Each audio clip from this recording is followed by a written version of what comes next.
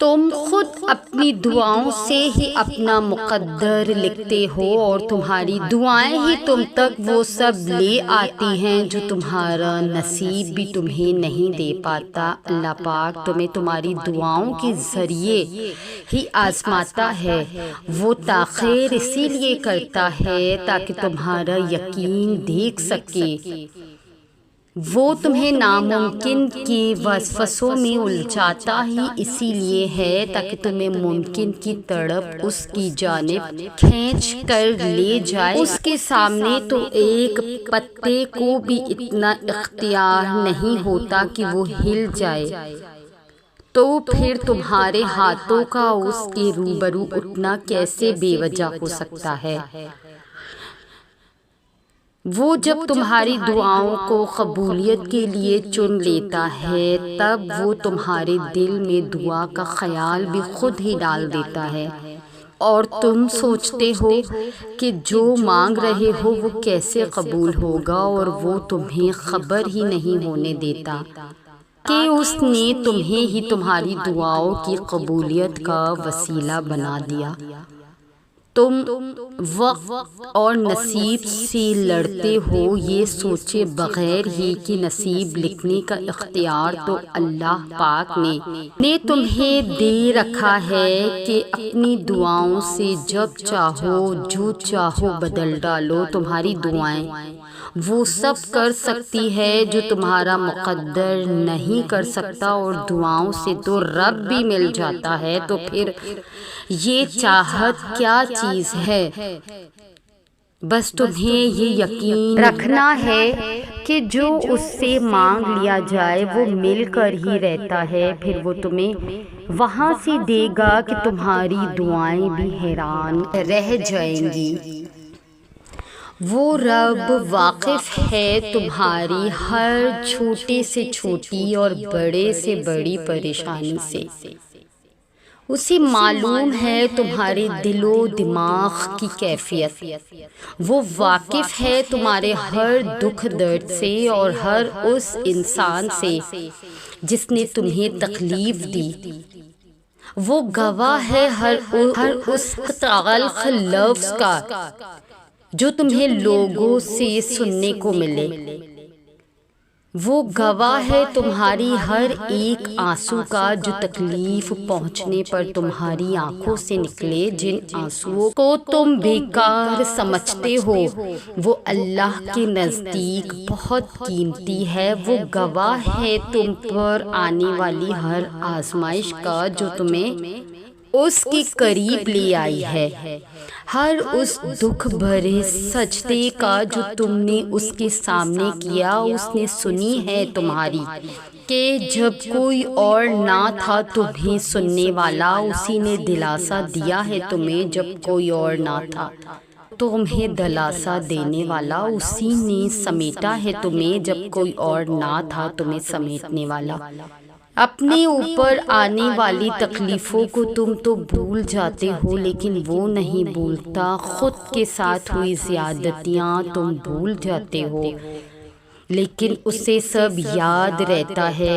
بے شک وہ ہر چیز سے واقف ہے اور وہی انصاف کرنے والا ہے، اور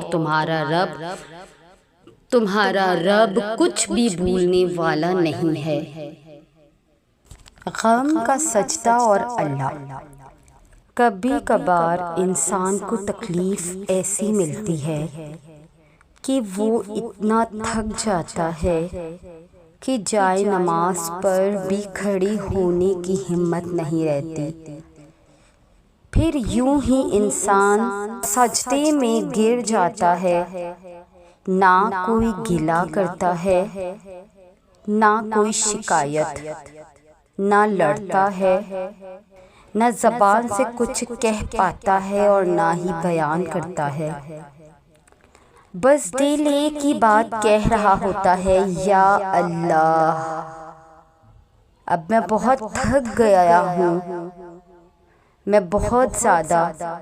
پھر طویل سجدہ ہوتا ہے، آنسوؤں کا سلسلہ رواں ہوتا ہے اور تھکاوٹ سے بھرا ہوا جسم ہوتا ہے۔ جو تھک کر گر جاتا ہے اسے پھر اللہ آغوش میں لے کر چپ کروا لیتا ہے۔ ایک دن تمہیں یہ احساس ہوگا کہ تم ضرورت سے زیادہ فکر کرتے رہے، حالانکہ اللہ نے تمہارا ہر معاملہ تمہاری چاہت سے بھی زیادہ خوبصورت طریقے سے لکھا ہوگا۔ 4 چیزوں کو 4 چیزوں سے دھویا کرو، زبان کو ذکر سے، آنکھوں کو آنسوؤں سے، گناہوں کو استغفار سے، اور دل کو خوف خدا سے۔ یہ دنیا بڑی ہی عجیب جگہ ہے، یہاں چہرے بدلتے ہیں، لہجے بدلتے ہیں، وعدے بدلتے ہیں، اور سب سے زیادہ لوگ بدلتے ہیں۔ یہاں لوگ حقیقت سے زیادہ دکھاوے پر یقین رکھتے ہیں، اور سب سے زیادہ جھوٹ پر، محبت سے زیادہ مفاد پر، اور خلوص سے زیادہ دھوکے پر یقین رکھتے ہیں۔ اپنے معاملات اللہ کے سپرد کر دیا کریں۔ وَتَوَکَّلْ عَلَى اللَّهِ وَكَفَى بِاللَّهِ وَکِیلًا، اور اللہ پر توکل رکھیں اور اللہ کافی کارساز ہے۔ جو اپنے معاملات اللہ پر چھوڑ دیتے ہیں، اللہ تعالیٰ ان کو کبھی بے سہارا نہیں چھوڑتا۔ رب العالمین 2 جہانوں میں اپنی رحمت کا سایہ عطا کرتا ہے۔ زندگی کا نام ہی آزمائش ہے۔ مشکل وقت میں انسان کو صبر سکھانے کے لیے آتا ہے، اور اللہ اپنے بندوں کو قریب کرنے کے لیے آزمائش میں ڈالتا ہے۔ گویا جس نے صبر کرنا سیکھ لیا وہ زندگی کے ہر امتحان میں کامیاب رہا۔ کیا آپ جانتے ہیں کہ آپ کے تاریک ترین انتہائی خوفناک آزمائش والے دن بھی، چاہے وقت جیسا بھی ہو رہا ہو، اللہ آپ کے ساتھ ہی رہا ہے۔ اس نے آپ کو کبھی نہیں چھوڑا اور نہ ہی کبھی اپنے بندے کو ترک کرے گا۔ اس سے دعا کریں اور اپنے آپ کو یاد دلائیں کہ اللہ کسی انسان پر کبھی بھی اس کی برداشت سے زیادہ بوجھ نہیں ڈالتا۔ آپ کے درد، آپ کے آنسو آزمائشوں کا ایک دن بدلہ ہوگا، تو صبر کرو اور شکر گزار رہو۔ اپنی مشکلات اور مصیبتوں کے دوران اپنے ایمان کو مضبوط کیے رہو، اور اپنی خوشیوں اور کامیابیوں کے دوران عاجز رہو۔ اسلام کے عمدہ اوصاف میں اللہ پاک کے نزدیک ایک محبوب صرف صبر بھی ہے۔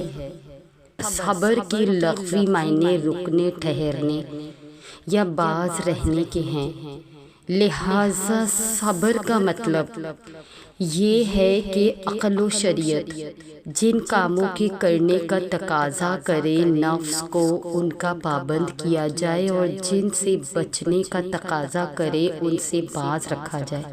قرآن و حدیث میں بندگان خدا کے صبر کو بہت سراہا گیا ہے۔ فرمان خداوندی ہے، انما یوفی الصابرون اجرہم بغیر حساب۔ صابروں ہی کو ان کا ثواب بھرپور دیا جائے گا، بے گنتی۔ سبحان اللہ۔ جو لوگ مصیبتوں اور آزمائشوں پر حروف شکوہ زبان پر نہیں لاتے، لب سی لیتے ہیں، تو انہیں اس آیت مبارکہ میں بے حساب اجر و ثواب کی خوشخبری دی گئی ہے، بلکہ ایک حدیث قدسی میں ہے کہ جب میں اپنے کسی بندے کی طرف جسم و مال یا اولاد کی مصیبت متوجہ کروں اور وہ صبر و جمیل کے ساتھ اس کا استقبال کرے، تو قیامت کے دن میں ان کے لیے میزان قائم کرنے یا ان کا نامہ اعمال کھولنے میں حیا فرماؤں گا۔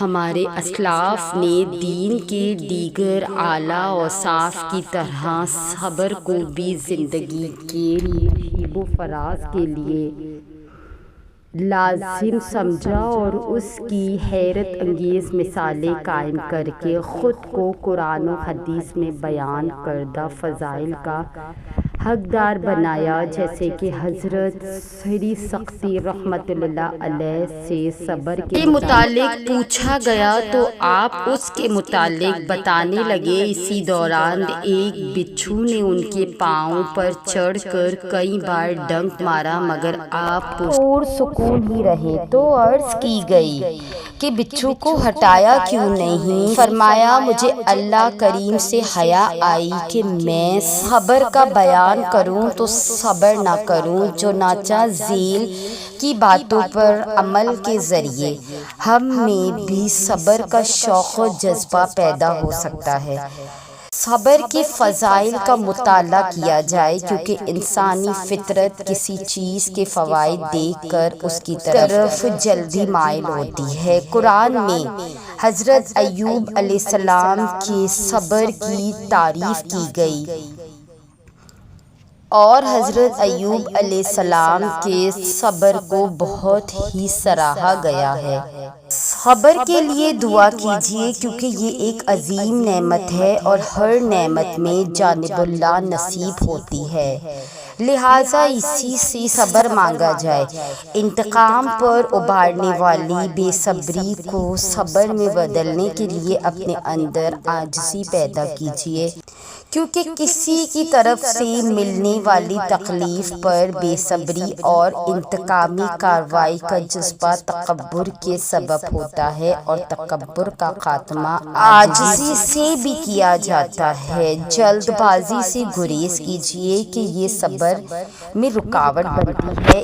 اسی طرح معاف کرنے کی عادت بنائے، کیونکہ اگر مصیبت و پریشانی کا سبب بننے والے کو معاف کر دیا جائے تو بھی صبر آ ہی جاتا ہے۔ مصیبت میں نعمتوں کو تلاش کیجیے کہ یہ بزرگان دین کا طریقہ ہے۔ امیر المومنین حضرت فاروق اعظم رضی اللہ تعالی عنہ فرماتے ہیں، اللہ پاک نے مجھے جس مصیبت میں مبتلا کیا ہے اس میں مجھ پر 4 نعمتیں تھیں۔